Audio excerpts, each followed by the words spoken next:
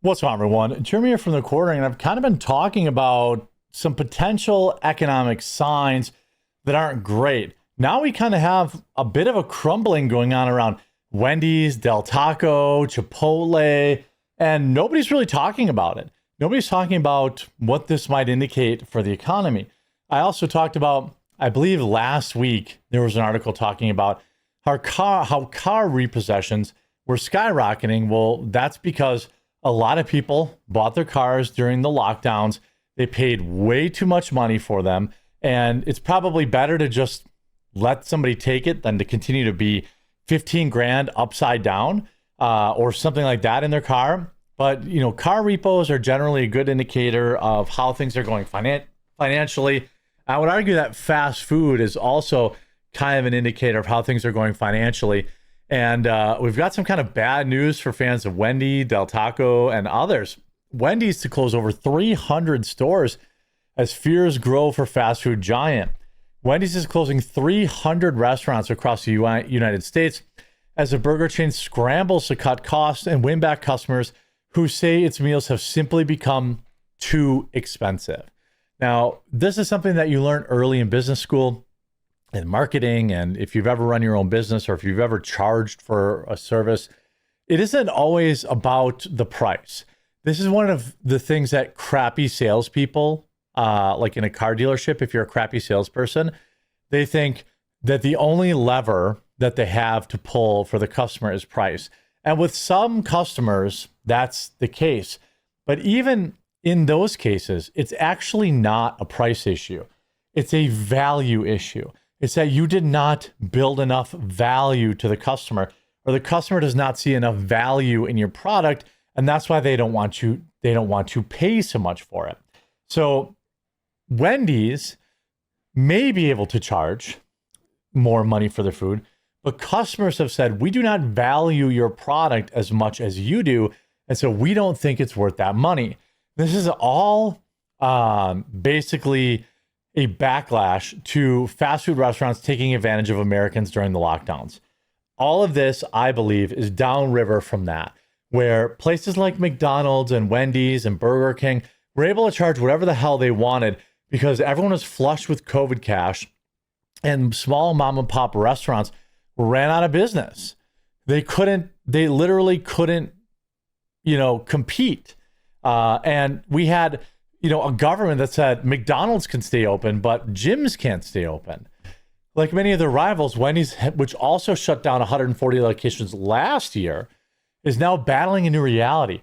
Americans are cutting back on takeout as prices soar, paychecks shrink, and competitors slash prices.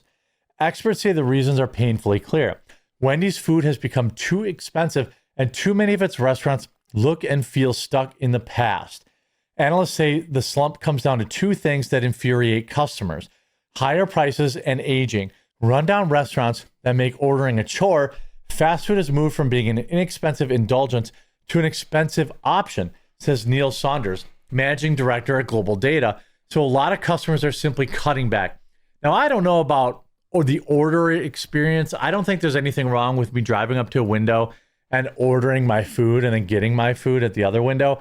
I would argue that it's actually more annoying if I would go to McDonald's and they're like, did you want to use the app? No, dog, I don't want to use the app. I just want to drive up to the drive-thru window and order my food. And now when I go to there, it's like, there's a robot, a recording that's like, blah, blah, blah, blah, blah. And you think you're going to order, but then somebody else comes on 30 seconds later. It's all annoying. These are things that they're trying to improve a perfectly fine system. There's nothing wrong with me driving up to a drive-thru and ordering what I want. That system worked for 75 or 50 years, 60 years or whatever at this point. Wendy's once promised a cheap, cheerful menu, but now even a burger and fries is more than $12. The Baconator is $12.39, and Dave's double meals are over $11. Prices that once brought a sit-down diner. Jerry Thomas, CEO of research firm Decision Analyst, says Wendy's problems run deeper than high prices. Wendy's is suffering from an underinvestment in its restaurants. Jerry Thomas, CEO of research, also said customers say they're turned off by tired-looking restaurants, and outdated tech slows everything down, especially compared to McDonald's and Chick-fil-A, where mobile and kiosk orders run seamlessly. I mean, I don't know. I guess I don't care what the inside of a restaurant looks like. The era of sitting down inside of a fast food restaurant, unless you're 75 years old, is pretty much donezo. Customers are saying Wendy's, long the nation's third largest burger change, is now rolling out a turnaround dubbed Project Fresh, a plan to close weaker restaurants, refresh stronger ones, and cut $20 million in operating costs. Again, notice how they're not saying they're lowering prices. Like that's the issue. They're not lowering prices. People don't want to pay $15 for a value meal. If I'm paying $15, I'll go to Chili's and get unlimited chips, soda, and a burger and fries for $15. Sticker shock is upended, one of the fast food industry's oldest dynamics. When grocery prices soar, drive-through traffic typically climbs. Not this time. The chain struggle mirror a wider fast food slowdown as shoppers rethink what counts as value. Sweetgreen's growth has also halted. Chipotle says their customers are no longer lining up at the door, and Starbucks is struggling to turn around several quarters of sale declines, forcing the cafe chain to close hundreds of U.S. stores. Again, Starbucks, Wendy's, Burger King, Chipotle. This is not like one restaurant having bad. This is a wider sign of the overall economy and how people feel, about how people feel about, whether or not, the food is worth buying. Struggles at Denny's and Pizza Hut force owners to sell both brands. Meanwhile, those that have cut prices are thriving. Chili's has staged a significant comeback on budget meals, while McDonald's has announced 2 straight quarters of growth on the back of promotions. Well, Chili's is because there's, again, more perceived value there. There's perceived value with their menu because it's a sit-down type of place. And people are sitting down and they think, wow, this burger is nice. Or maybe it is. I don't know. I tried to go to Chili's on Sunday for lunch, and they had a 35-minute wait at 2 o'clock, so we left and we went somewhere else. So maybe that's a good thing. For Chili's, that is. This may be the death of fast food. Like, seriously.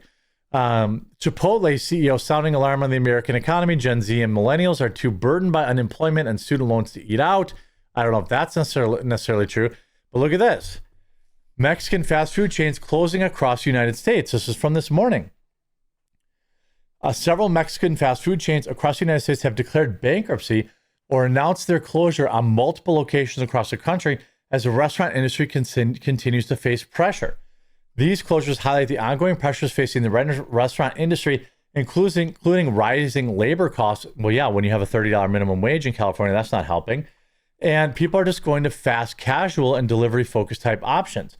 These are the restaurants that are closing branches in 2025. Del Taco franchisee Newport Ventures closed all of its 18 Del Tacos in Colorado in March after a dispute with Del Taco and bankruptcy, leaving one restaurant open in the state at all.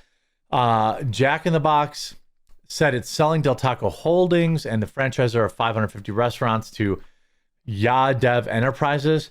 Taco Cabana, Quesadilla Gorilla, On the Border Mexican Grill and Cantina filed Chapter 11 bankruptcy. Abuelos, Chapter 11 bankruptcy. California-based Quesadilla Gorilla closed both of their locations. Taco Cabana closing 5 underperforming locations. Again, of all of the quick service type foods, I think Mexican food is the least seen, for value. Every once in a while, I'll end up at Taco Bell, and it's like bonkers to me to, go through and get like my go-to meal is 2 cheesy gordita crunches and a chicken quesadilla, and like that's like $15. That used to be like $7 or $8. Or I would order a chicken quesadilla meal, soft shell taco, and a cheesy gordita crunch, and that you always used to be under $10. But now that's like, $12, $13, $14, and it's like you get in the car and you're like, this was $15. No thanks. This is a problem. Again, Chipotle CEO, this article about Chipotle. They said that young diners between the age of 25 and 35 are cutting back on dining at the Mexican-inspired fast casual chain. But these millennial and Gen Z customers are not snubbing Chipotle for other fast food spots. They've stopped dining out as frequently altogether. And I think that that's probably true across the entire, food sphere. There's a lot of commentary around, places like McDonald's being too expensive. Well, it is. And eventually people are just like, I'm not paying this much. I can make a burger at home. Now, I guess you could argue that beef prices are a little bonkers right now, but Gen Z diners just are not doing it. And I would argue that millennials too. I'm an older millennial, I think. I was born in 83, so I think that makes me an older millennial. They say that 90% of Gen Z consumers say they would visit a restaurant just for a new sauce. Chipotle did not immediately respond. I mean, again, they're cutting back on eating out, not because they have less money, although some people do. They are talking about people don't want to pay so much for garbage food. People are still, I went to Chili's 2 o'clock on a Sunday, jam-packed, 35-minute wait. Why? Because people still see value there. People don't see value in McDonald's anymore, or in Wendy's, or in Chipotle, or in Del Taco, or in Starbucks. Why would you go to Starbucks when there's coffee brand coffee? It's absolutely brutal, and I think that this is a sign of worse things to come. Let me know what you think in the comment section down below, and we'll talk to you again real soon.